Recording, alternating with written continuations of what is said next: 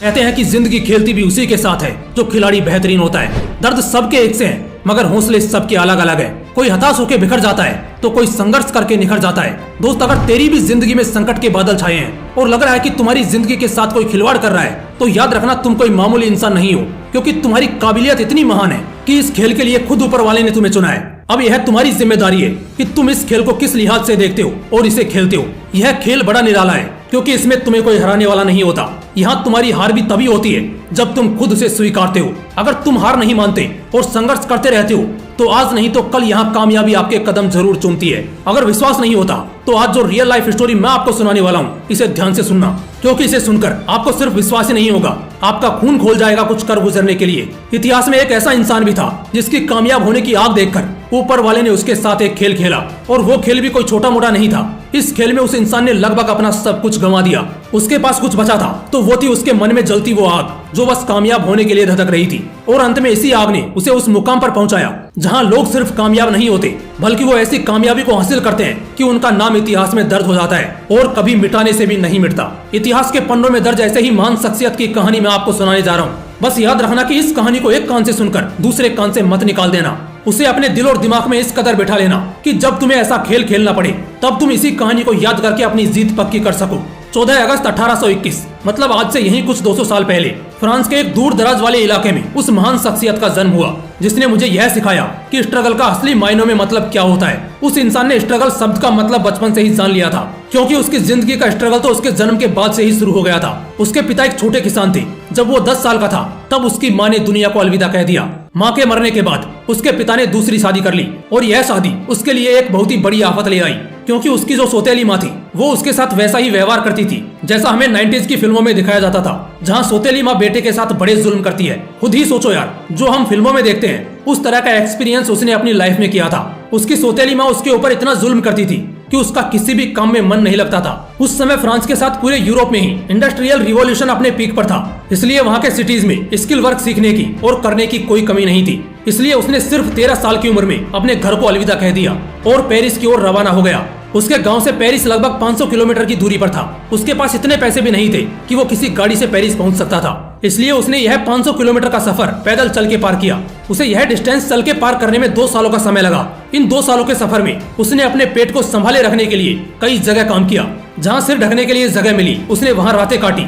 लेकिन 13 साल की उम्र में शुरू हुआ ये सफर 15 साल का होने के बाद खत्म हुआ। सोच रहे हो उस इंसान का अपने सपने के प्रति डेडिकेशन कितना विशाल रहा होगा। लेकिन उसकी लाइफ की असली जर्नी तो यहाँ से शुरू हुई। जैसे ही ये पेरिस पहुंचा, यहाँ उसके लिए सब नया था। वो जिस इलाके में था और जिस जगह खड़ा था वो बिल्कुल ही अलग थी। जो काम वहाँ हो रहा था, जिस तरह वहाँ लोग अपना जीवन बिता रहे थे, उन्हें देखकर उसे एक बात की तो पक्की गारंटी थी कि इस अनजान दुनिया में वो एक जाना माना नाम बनने वाला है। और इसके लिए जो ताबड़तोड़ मेहनत होने वाली थी उसके लिए भी उसने कमर कस ली और अपनी टूटी फूटी स्किल्स के साथ काम की तलाश में लग गया। जैसे कि मैंने पहले बताया, उस समय फ्रांस में इंडस्ट्रियल रिवॉल्यूशन अपने पीक पर था, इसलिए उसे काम आसानी से मिल गया। लेकिन इस काम से उसे उतना ही पैसा मिलता था जिससे कि वो अपना पेट भर सके। सिर ढकने के लिए भी उसके पास कोई छत नहीं थी, इसलिए उसने ठंडी, गर्मी और बारिश ऐसे सभी दिनों को अपने ऊपर एक कंबल ओढ़कर काटा। पर उसे इस बात से कोई गिला शिकवा नहीं था। उसे बस अपने काम की चिंता रहती। वो जो काम कर रहा था उसे अपने काम में माहिर होना था, प्रोफेशनल बनना था। इसी कारणवश उसने उतने से पैसों में भी संतोष कर लिया। वो कहते हैं ना दोस्तों कि जब तक कुल्हाड़ी को पत्थर पर घिसा नहीं जाता तब तक उसे धार नहीं आती, और जब तक उसे धार नहीं आएगी वो कुल्हाड़ी कहने के लायक नहीं है। उसने भी खुद को कुल्हाड़ी मानकर काम में झोंक दिया। इस दौरान उसने लकड़ी से अलग अलग चीजों को बनाना सीख लिया था। काफी दिनों तक काम करने के बाद उसे रियलाइज हुआ कि अब उसे आगे बढ़ने की जरूरत है। फिर वो एक अच्छे काम की तलाश में निकल गया और एक जगह उसे जैसा चाहिए था वैसा काम मिला। अब क्योंकि इतने दिन पत्थर पर घिस के इस कुल्हाड़ी को धार आ चुकी थी, इसलिए जब उसे यह काम मिला तो उसे इसके बदले पहले से भी अच्छी तनख्वाह मिलने लगी थी। वो अपने काम में इतना माहिर हो चुका था कि जिस कलाकारी से वो लकड़ी और लेदर की चीजें बनाता, उसे देखकर उसका मालिक भी उससे काफी इम्प्रेस हो गया। उसकी कलाकारी से बनी चीजें पेरिस में काफी पॉपुलर होने लगी थी। कहते हैं ना, जब कोई अपने काम को ही अपना धर्म मान लेता है तब उसे भगवान से कह लो या प्रकृति से वरदान पे वरदान मिलने लगते हैं। हमारे हीरो को अपने काम के प्रति कितनी निष्ठा थी यह तो आपने अभी तक जान ही लिया है। इसी निष्ठा को देखकर उसकी लाइफ में एक और पॉजिटिव घटना घटी। इसी दौरान एक जगह से दूसरी जगह सामान ढोने के लिए फ्रांस में ट्रेन भी शुरू हो चुकी थी। आप सोच रहे होंगे ट्रेन के शुरू होने से क्या फायदा हो सकता है। दोस्तों, ट्रेन शुरू होने से हमारे हीरो की लाइफ ने एक नया मोड़ ले लिया, क्योंकि सामान ढोने के लिए तिजोरी जैसे बड़े बड़े बॉक्सेस की जरूरत होती थी। इसलिए जब ट्रेन शुरू हुई तब इन बॉक्सेस की डिमांड कई गुना बढ़ गई। हमारे हीरो ने इस अवसर का फायदा उठाने का सोचा और बॉक्सेस बनाना शुरू किया। लेकिन जैसे कि हमने अब तक कहानी में जान लिया है कि हमारा हीरो कोई साधारण इंसान नहीं था, वो तो एक कलाकार था। इसलिए जब कंपटीशन बढ़ने लगा तब उसने कुछ नया करने का सोचा। इसी दौरान उसने बॉक्स इंडस्ट्री में लूप होल खोज निकाले।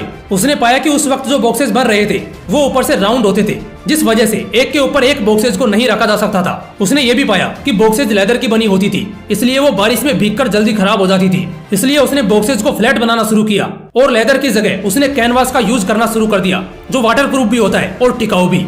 इन बदलाव के साथ उसने बॉक्सेस बनाई और बेचना शुरू किया और देखते ही देखते बॉक्सेस की इंडस्ट्री में उसने खुद की ही मोनोपोली स्थापित कर ली। उसके सामने कोई भी नहीं टिक पाया। वो इतना ज्यादा पॉपुलर हुआ कि फ्रांस की महारानी ने उसे अपना पर्सनल बॉक्स मेकर बना लिया।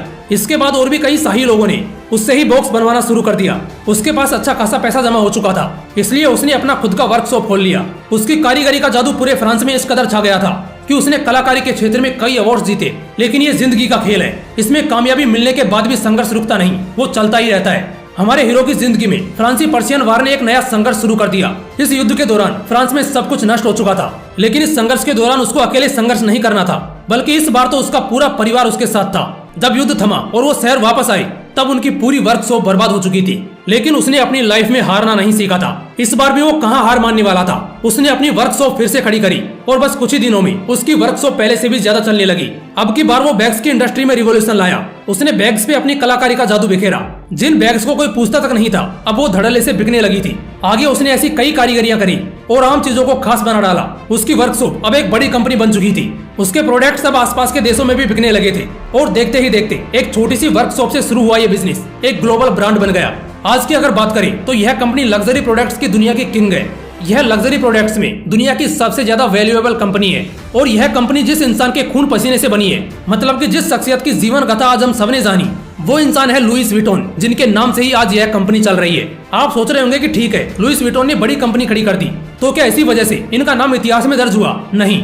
जिंदगी के संघर्षों को कैसे एक अवसर में बदलना पड़ता है, बड़े सपनों को पूरा करने के लिए कैसे छोटी छोटी पगडंडियों से गुजरना पड़ता है, और जिंदगी हमें कितना भी नीचे सरकाने की कोशिश क्यों ना करे, उससे मुकाबला करके हमें जीत हासिल करनी पड़ती है। ये संदेश देने की वजह से लुइस विटॉन का नाम इतिहास के पन्नों में दर्ज है। दोस्तों, मुझे यह तो नहीं पता कि आपके जीवन में क्या चल रहा है, आपके जीवन का सारांश क्या है, लेकिन आप जिंदगी के किसी भी मोड़ पर हो, यह कहानी सबको एक बात जरूर सिखाती है कि संघर्षों का डट के सामना करना चाहिए। दोस्तों, कहानी सुनकर अगर आपके मन में भी कुछ हलचल हुई हो तो इस वीडियो को जितना हो सके शेयर कीजिए और आप अपनी जिंदगी में क्या हासिल करना चाहते हो कमेंट करके जरूर बताइए। बाकी आगे भी इसी तरह के मोटिवेशनल वीडियो सबसे पहले देखने के लिए इस मोटिवेशनल विंग्स 2.0 को जरूर सब्सक्राइब करें। फिर मिलते हैं अगली वीडियो में। जय हिंद, वंदे मातरम।